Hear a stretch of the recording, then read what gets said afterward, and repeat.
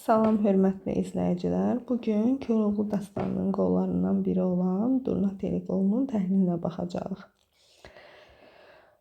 Koroğlunun bir xasiyyəti vardı ki, boş vaxtlarda həmişə dəlilərlə məşq eləyərdi. Deməli, Koroğlunun yeni bir xasiyyətinin üzə çıxdığı boylar var. Biri bu boydur. Deyir Koroğlunun bir xasiyyəti vardı ki, boş vaxtlarda dəlilərlə həmişə məşq eləyərdi. Bir də Koroğlu ilə Bolu bəy boyu var.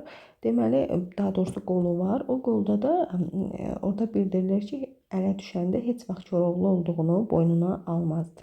Deməli, bunu analogiya eləyə bilərik. At minmək, nizə oynatmaq, qılınc vurmaq, qalxan tutmaq, ox atmaq onların səhər axşam peşələri idi. Koroğlu dəmirçi oğlu da yanında bir uca yerdə durub məşqə baxırdı. Xanımlar da onların yanında idilər. Bir də baxdılar ki, budur bir dəstə atlı çapa-çapa gəlir, qabaqlarında Eyvaz. Amma Eyvaz nə Eyvaz? Durna telini də ki, sancıb başına elə bir Qeysər balasıdır. Deməli, burada Qeysər balasına bənzədilən Eyvazdır. Başına cıqqa qoyub, cıqqa da Durna telini bənzədirlər. Nigar xanım baxdı, özünü saxlaya bilmədi. Üzünü Koroğluya tutub dedi: Koroğlu, bir bu yana bax, gör o gələn kimdir? Sən demə, Koroğlu da elə ona baxırmış. Nigar deyəndə Koroğlu sazı bastı, döşünəm, dedi. Nigar xanım, sənə deyim, bu gələn Eyvaz bu gələn. Əynindəki polad geyim, bu gələn Eyvaz bu gələn. Eyvazım 15 yaşında, qüdrət qələmi qaşında, Durna teli var başında, bu gələn Eyvaz bu gələn. Bax, burada deyir ki, Eyvazım 15 yaşında. Başqa hansı əsərdə biz obrazın yaşının şeir vasitəsilə öyrənirik? Uruzun dustaq olduğu boyda. Deməli, Uruzun dustaq olduğu boyda da Qazan xanım orada deyir ki, 16 yaşın tamam olur artıq. Telli xanım da buradaydı. Dəmirçi oğlu da sağalmışdı deyin. Onun da kefi saz idi. Deməli, Telli xanım kefinin saz olmasının səbəbi dəmirçi oğlunun sağalması idi. Baxıb birdən qayıtdı ki, Nigar xanım, görürsənmi Durna teli Eyvaza necə yaraşır? Gör o kişilərə elə yaraşanda bizə necə yaraşar? Gəl uşaqları göndərək, gedib bizə Durna teli gətirsinlər. Deməli, bu xanımların fikridir. Daha doğrusu Telli xanımın fikridir. Elə bu sözdə Eyvaz gəlib çatdı onların bərabərinə. Atdan düşüb Nigar xanıma, Koroğluya, dəmirçi oğluna, xanımlara salam verdi. Sonra üzünü Koroğluya tutub dedi: Eşidirsənmi, xanımlar Durna teli istəyirlər. İzin ver, gedim onlara Durna teli gətirim.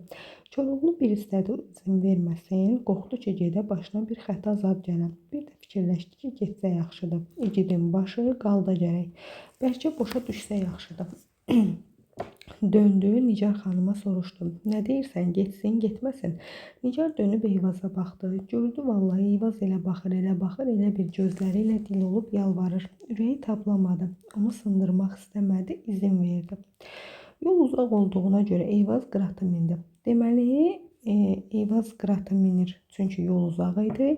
Dəmirçi oğlu ilə Bəlli Əhməd də hərəsi bir seçmə at minib yola düzəldilər. At sürdülər, dərə keçdilər, düz getdilər, gəlib Bağdad ətrafına çatırlar. Deməli, Bağdada çatırlar. Baxdılar ki, burada o qədər durna var ki, çınqıl kimi. Atları ota buraxıb, özləri ox yaylarını götürüb başladılar durna ovlamağa. Birini, 5-ini, 15-ini, 1-2 saatın içində bir aləm durna vurdular. Əyləşib bunların tellərini yolub heybələrə yığdılar. Ətlərindən kabab çəkib xurma ağacının dibində yeməyə başladılar. Ola durna ətinin kababı, xurma ağacının sərini yeyib içmək, hərəsi bir tərəfdə yuxuya getdi. Sən demə, Bağdad paşası Aslan Paşanın qoruqçusu bunlara göz qoyurmuş. Elə ki, onlar yuxuya getdilər, qoruqçu taban aldı Aslan Paşanın yanına ki, bəs nə oturursan? Deməli, bunları satan Bağdad paşası Aslan Paşanın qoruqçusu idi. Nə oturursan? 3 nəfər nabələd adam gəlib, bu namda, bu nişanda, özləri də filan bulağın başında yatıblar. Amma içlərində bir nəfər var, lap Koroğlunun özüdür ki, durub. Deməli, bu Koroğluya bənzətdiyi Eyvaz idi. Qoruqçu Koroğlu adını çək-çək Aslan Paşa qoşun böyüyünü çağırıb hökm elədi ki, hazırlaşsın. Təbil vuruldu, qoşun yığıldı, yaraqlanıb, yasaqlanıb yola düşdülər. Qırat ayaqlarını yerə döyüb kişnəməyə başladı. Dəmirçi oğlu ilə Bəlli Əhməd Qıratın səsinə yuxudan ayılıb gördülər ki, qoşun dörd bir yanı tutub. Qoşun hərəkətə gələndə Dəmirçioğlu bir dərin əyri çəkib əl atdı misri qılınca, üç tərəfdən özlərini vurdular dəryayı ləşkərə. Sağdan vurdular, soldan vurdular, soldan çıxdılar, soldan vurdular, sağdan çıxdılar. Qoşun dönmüşdü çəyirtkəyə, gəldikcə gəlirdi. Nə qədər qırdılarsa, nə qoşunun dalı kəsildi, nə də bir yol tapıb aradan çıxa bildilər. Piyadalıq dəliləri əldən saldı. Deməli, belə bir məqam başqa hansı əsərdə var? Uruzun dustaq olduğu boyda var. Orada deyir ki, piyadanın ümidi olmaz, Uruzun atı oxlanır deyə Uruz əsir düşür. Həmçinin burada da dəlləri bir-birindən ayrı salıb əsir götürürlər. Amanlarını kəsdi. Bir-birindən ayrı salıb təklədilər. Bax, onları bir-birindən ayrı salıb təkləyirlər. Üçünü də tutub atları ilə bərabər hara aparırlar? Şəhərə aparırlar. İndi bunlar burada qalmaqda olsun. Sənə kimdən deyim? Xoca Əzizdən. Deməli, bu Xoca Əziz başqa bir qolda da var. Koroğlu ilə Bolubəy qolunda da var. Koroğlunun bir bəzirgan dostu var idi. Adı da Xoca Əziz idi. Qoşun elə ki, Eyvazgili tutub şəhərə tərəf gəlməyə üz qoydu. Bazara səs düşdü ki, bəs 3 nəfər quldur tutublar. Asmağa aparırlar. Bazar adamı hamısı çıxdı onların tamaşasına. Xoca Əziz də bu adamların içində idi. Xoca Əziz gördü, nə? Tutulan Eyvazdır. Dəmirçi oğludur, bir də Bəlli Əhməddir. Dünya aləm Xoca Əzizin gözündə qaraldı. Dedi, ey dadi-bidat, bu zalım oğlu zalım uşaqları öldürəcək. Qaldım mat-məəttəl ki, nətər eləyim? Mənim burada əlimdən bir iş gəlməyəcək. Ticarət deyil ki, 1000 dənə Bağdad tacirini bir xoruza yükləyim. Xəbərə geçsəm, buradan çəlini belə azı bir həftəlik yoldur. Mən gedəsi, xəbər verəsi, Koroğlu gələsi, yəqin ki, onları öldürərlər. Xoca Əziz elə götür qoyda idi, bir də gördü budur. Dustaqlardan biraz aralı 3 dənə at gətirirlər. Belə baxanda Qıratı tanıdı. Deməli, Xoca Əziz Qıratı tanıyır. Öz-özünə dedi. Ey dili qafil tapmışam. Nətər olsa gərək Qıratı ələ keçirib Koroğluya xəbər çatdıram. Bunu deyib düşdü onların dalına. Gəl ha gəl, gəl ha gəl, gəlib çatdılar Aslan Paşanın imarətinin qabağına. Aslan Paşa dedi. Özlərini zindana salın, atlarını bura gətirin. Mehdərlər də atları çəkdilər Aslan Paşanın qabağına. Aslan Paşa əmr elədi, Mehdərbaşı qabaqca Dəmirçioğlunun atını minib gəldişə gətirdi. Bir o başa sürdü, bir bu başa sürdü. Gətirib Aslan Paşanın qabağında saxladı. At Aslan Paşanın xoşuna gəldi. Ondan Mehdərbaşı Bəlli Əhmədin atını minib Cövlanə gətirdi. Aslan Paşa bu atı da bəyəndi. Növbə Qırata gəldi. Bəli, Mehdərbaşı Qırata mindi. Nə qədər elədisə at yerindən tərpənmədi. Mehdərbaşı axırda hirslənib ata bir taziyanə çəkdi. Qırat biraz da qulaqlarını salladı. Mehdərbaşı bir taziyanə də çəkəndə at quyruğunu qısdı, gözlərinin birini yumdu, axsaya-axsaya yeriməyə başladı. Aslan Paşa gülüb dedi. Görünür bunlardan ikisi ağadır, birisi də nökər. Bu nökərin atıdır. Çünki elə sir sifətindən də nökərə oxşayır. Sonra üzünü Mehdərbaşıya tutub dedi. O iki atı ilxıya qat. Bu ələncəni də biri qoruqçuya. Deməli, Aslan Paşa 2 dənə atı ilxıya qatır. Bu birisi Qıratı da qoruqçuya verir. Qoy aparıb minsin ki, ayağını yerdən götürər. Qıratı verdilər qoruqçuya. Aslan Paşanın hərəkəti qoruqçuya yaman dəymişdi. O gətirdiyi xəbərə görə ənam gözləyirdi, xələt gözləyirdi. Qoruqçu yaman pərt olmuşdu. Xoca Əziz işi belə görəndə ürəyində Qırata afərin dedi. Cəmaatı yarıb özünü qoruqçuya getirir. Deyir, aya qoruqçu, neçə verin bu yabıya? Bu Xoca Əziz burada qəsdən yabı deyir bu ata. Söz qoruqçunu lap götürdü. Başladı söyüb savaşmağa. Onu danlayıb başladı dəlil-dəlail eləməyə ki, day bizi niyə söyürsən? Biz nə günahın sahibiyik? Qərəz o yan bu yan yağlı dilini işə salıb qoruqçunun hirsini yatırdı. Atalar deyiblər ki, tacir tüccal dili ilanı yuvasından çıxardar. Axır ki, Xoca Əziz biraz pul verib Qıratı qoruqçudan aldı. O qədər gözlədi ki, qaş qaraldı. Ocağı asıb qırsaqqızı tökdü tiyana. Əridi belədi mum kimi. Sonra bunu bezin üstünə sürtüb möhkəm-möhkəm sarıdı Qıratın belinə. Özü də çıxıb oturdu üstündə. Qırsaqqız Xoca Əzizi elə tutdu ki, kəndir qayış kimi. Elə ki, Xoca Əziz arxayınlaşdı, bildi ki, day yıxılmayacaq, atın başını balaca boşladı. At götürüldü, nə götürüldü. Yazıq Xoca Əzizdə nə xocalıq qalmışdı, nə də əzizlik. Bayaq huşunu itirdi. At nə qədər yol getdi bilmədi, necə getdi bilmədi. Bir də at bərk kişnədi. Xoca Əziz atın səsinə gözlərini açıb gördü ki, Çənli beldədir. Deməli, axır ki, Xoca Əziz gəlib çıxır Çənli belə. Dəlilər Qıratın səsini eşitcək, tökülüb gəldilər. Qırat süzüb düz Koroğlunun qabağında dayandı. Üzünü gəldiyi tərəfə tutub elə kişnədi ki, dağdaş lərzəyə gəldi. Koroğlu vəfalı atının başını qucaqlayıb üzündən gözündən öpdü. Baxdılar ki, atın üstündə bir adam var, amma özündə deyil. Yapışdılar qolundan düşürsünlər, ta çəkdilər qopmadı. Axırda baxıb gördülər ki, özünü qırsaq-qızla ata yapışdırıb. Kişini elə bez qarışıq atdan götürüb yerə qoydular. Koroğlu baxdı ki, Xoca Əzizdir. Su uzat, Xoca Əziz özünə gəldi. Koroğlu soruşdu, bu nə əhvalatdır?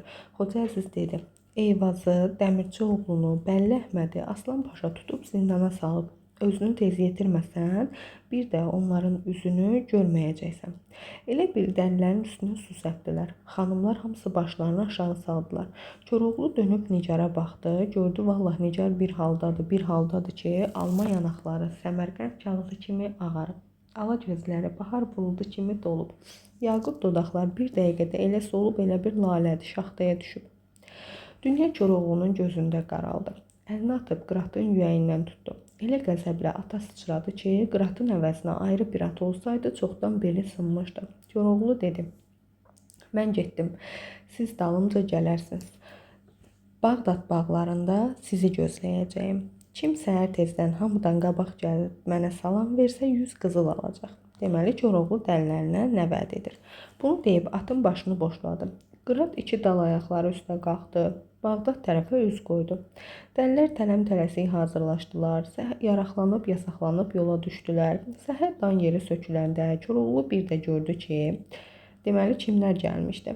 Dəli Mehdər, Kosa Səfər, Çopur Mehdi, İsabalı, Tüktağdan, toxmaq vuran, halay pozan, tanrı tanıtmaz, dil bilməz. Onun qabağında əl qılıncda dayanıblar. Belə baxanda gördü ki, Bağdad bağlarında xurmanın sayı var, amma dəlilərin sayı yoxdur. Koroğlu dəlilərə hay vurdu, hamı atlandı. Yavaş-yavaş şəhərə tərəf sürməyə başladılar. Biraz getmişdilər, gördülər ki, bir qoca kişi taxıl biçir. Qoca kişi. Amma elə ağlayır ki, yaş gözündən dolu kimi tökülür. Koroğlu yaxın gəlib soruşdu, ay əmi, niyə ağlayırsan? Qoca heç başını da qaldırmayıb dedi, neyinirsən?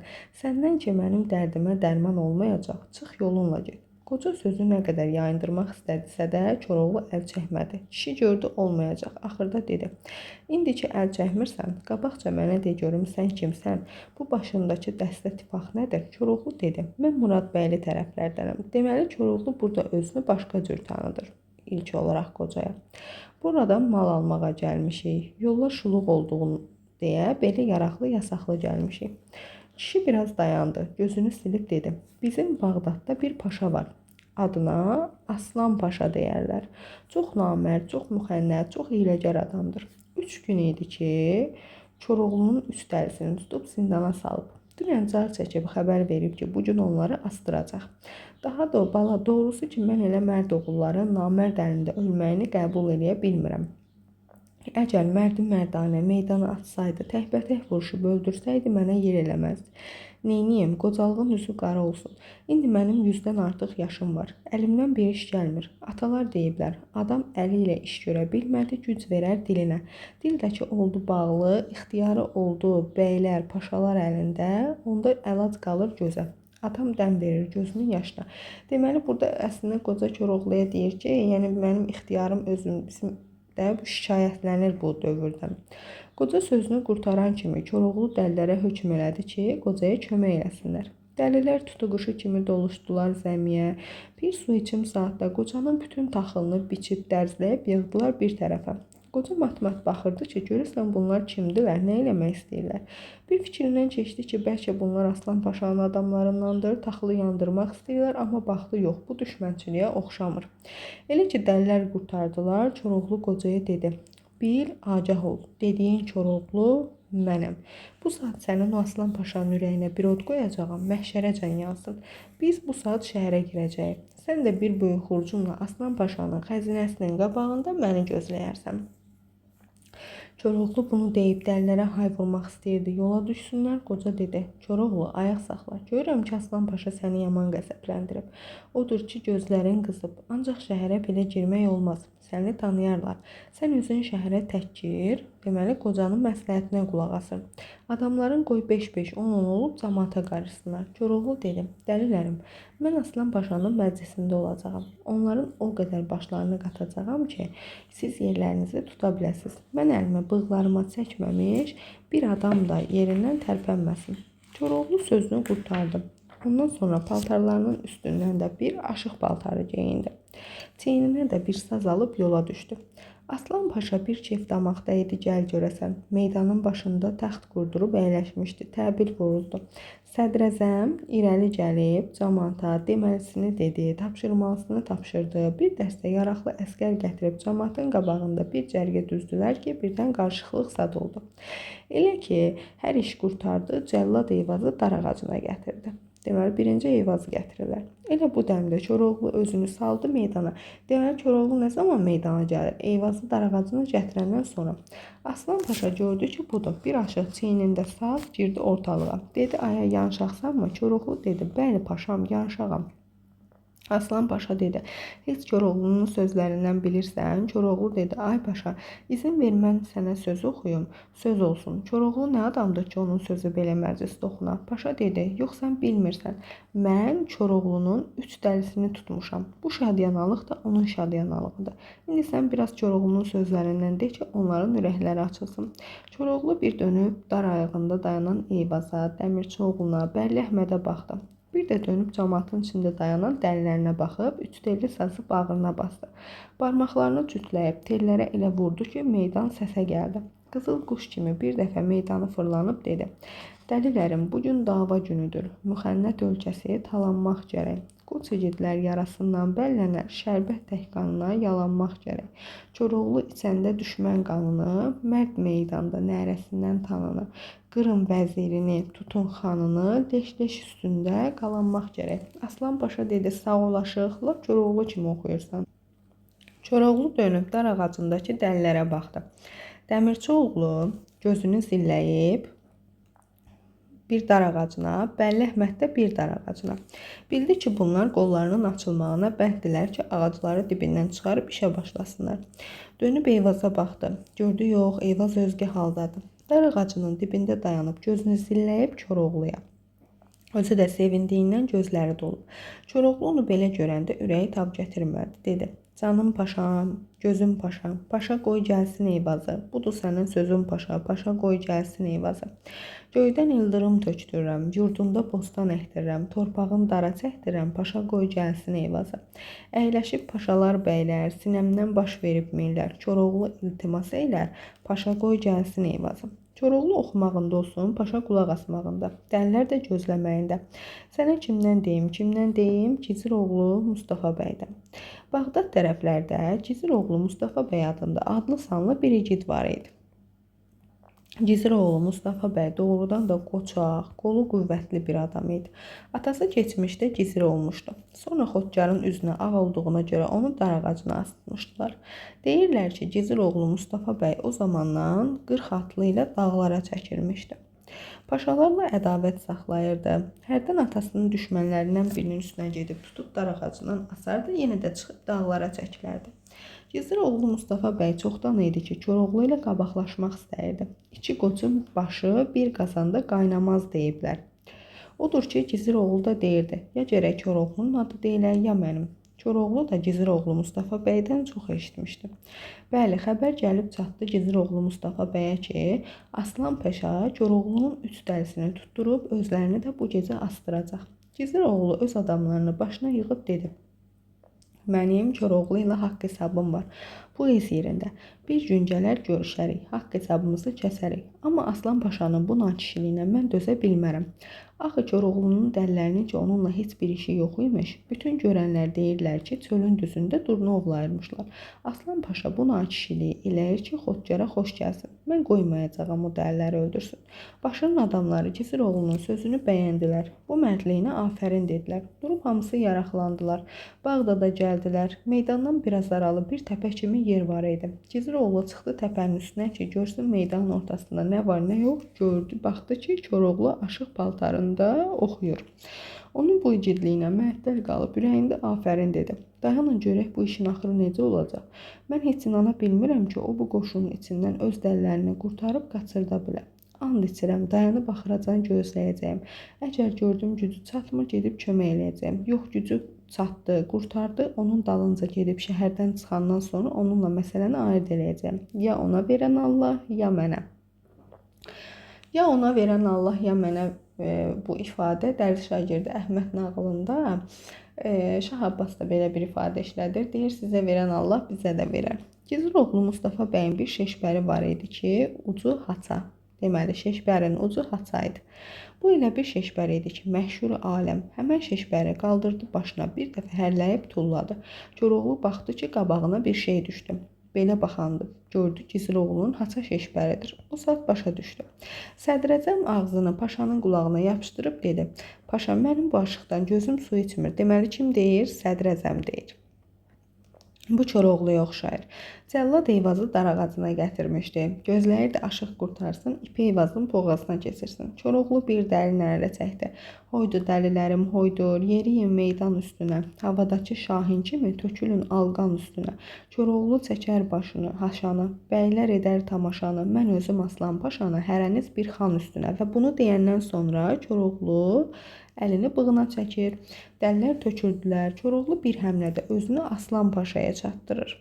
Misri qılıncın çəkilməyi ilə Aslan Paşanın başının yerə düşməyi bir olur. Deməli, Koroğlu Aslan Paşanı öldürür. Dəllər tənabları qılıncladılar, Eyvazı, Dəmirçioğlunu, Bəlləhmədi azad edilər. Koroğlu bir də onu gördü ki, meydanın hər başında bir dənə dar ağacı qalxır, düşür. Hər dəfə də 10-15 adam xudxaşil eləyir. Baxdı ki, biri Dəmirçioğludur, biri də Bəlləhməddir. Koroğlu qılınc vura-vura özünü çatdırdı xəzinənin qapısına. Gördü, qoca da buradadır. Axı qocaya tapşırmışdı gələrsən. Qapıya bir əmud ilişdirdi.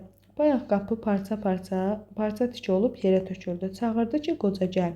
Qoca gəldi. Koroğlu soruşdu, bəs xurcun hanı? Qoca dedi, sevindiyimdən bilmirəm esinə elədim. Koroğlu dedi, eybi yoxdur, gir içəriyə. Qoca girdi içəriyə. Koroğlu ona bir kisə qızıl verdi. Dəllərdən də ikisini ona qoşdu ki, aparın bunu sağ-salamat qoyun evinə. Deməli, bu Koroğlunun dəllərə tapşırığı idi. İndi sənə kimdən deyim? Gizir-oğlu Mustafa bəylə Koroğludan. Elə ki, dəllər Çənlibelə tərəf yol başladılar. Koroğlu üzünü Kosa Səfərə tutub dedi. Deməli, kimə deyir? Kosa Səfərə. Kosa Səfər, buradan Çənlibelə neçə yol var? Kosa Səfər də deyir ki, 2 yol var. Biri həmən bu yoldur ki, gedirik, biri də dağ yoldur ki, təpələrin dalından diklənir. Koroğluya da elə bu lazım idi. Üzünü dəllərə tutub dedi, siz bu yol ilə gedin, mən dağ yolu ilə gedəcəyim. Siz məndən qabaq Çənlibelə çatsanız, demək ki, uşaqlara siz mənsiz qurtarıbsınız. Aslan Paşanın xəzinəsinin hamısı sizə çatacaq. Yox, əgər mən tez çatdım, onda xəzinənin hamısı mənimdir. Bunu deyib Koroğlu qırata bir qamçı göstərib təpəni açdı. Dəllər işdən bixəbər, hərə öz atına dəyib yola düşdülər. Koroğlu qıratı qaytarıb təzdən təpəyə çıxdı. Elə çarxayın oldu, day dəllər çıxıb getdilər, ondan yola düşdü.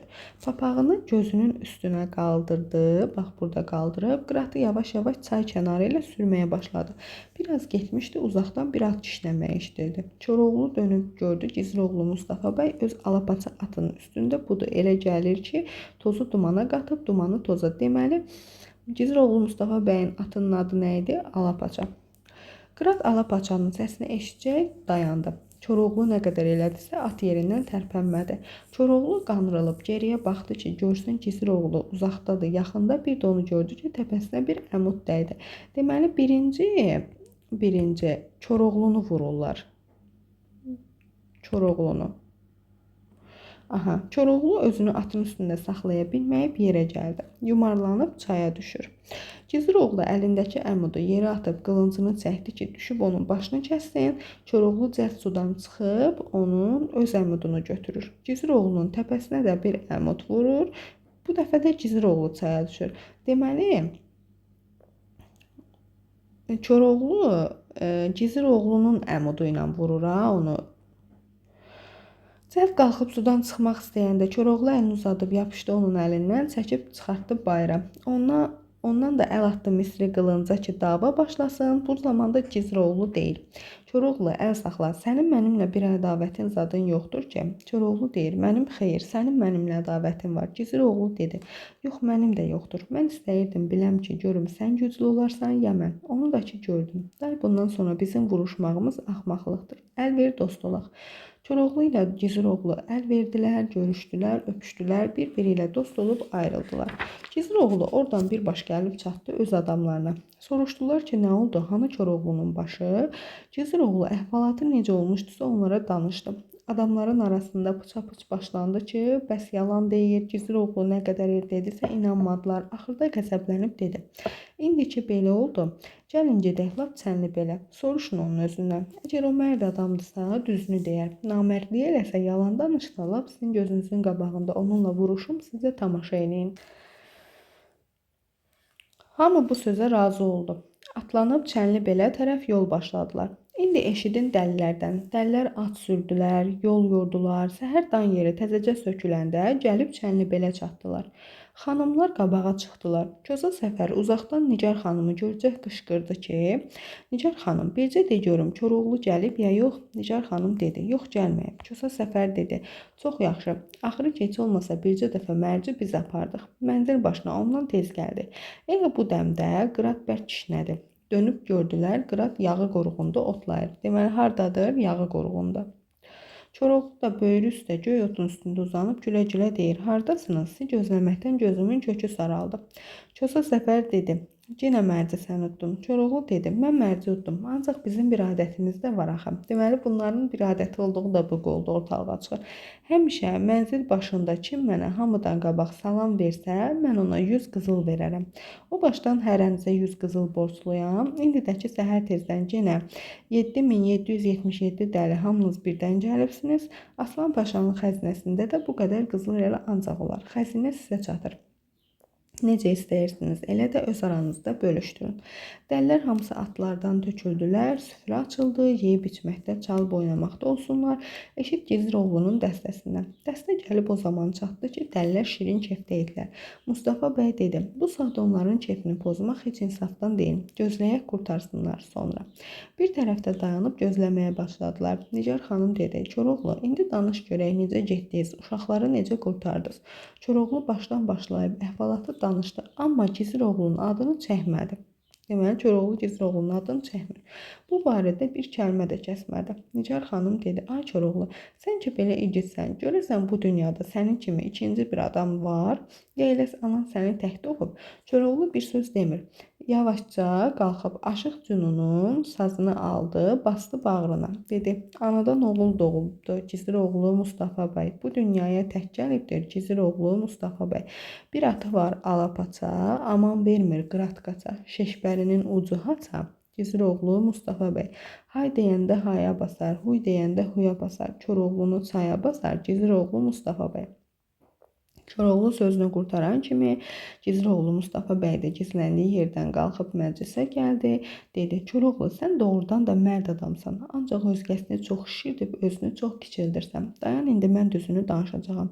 Ondan Giziroğlu başlayıb əhvalatı necə olmuşdusa elə də əvvəldən axıra kimi danışdı. Nə bir kəlmə o yana elədi, nə bir kəlmə bu yana. Koroğlu ilə Giziroğlu təzdən qucaqlaşdılar, öpüşdülər, görüşdülər, qardaş oldular.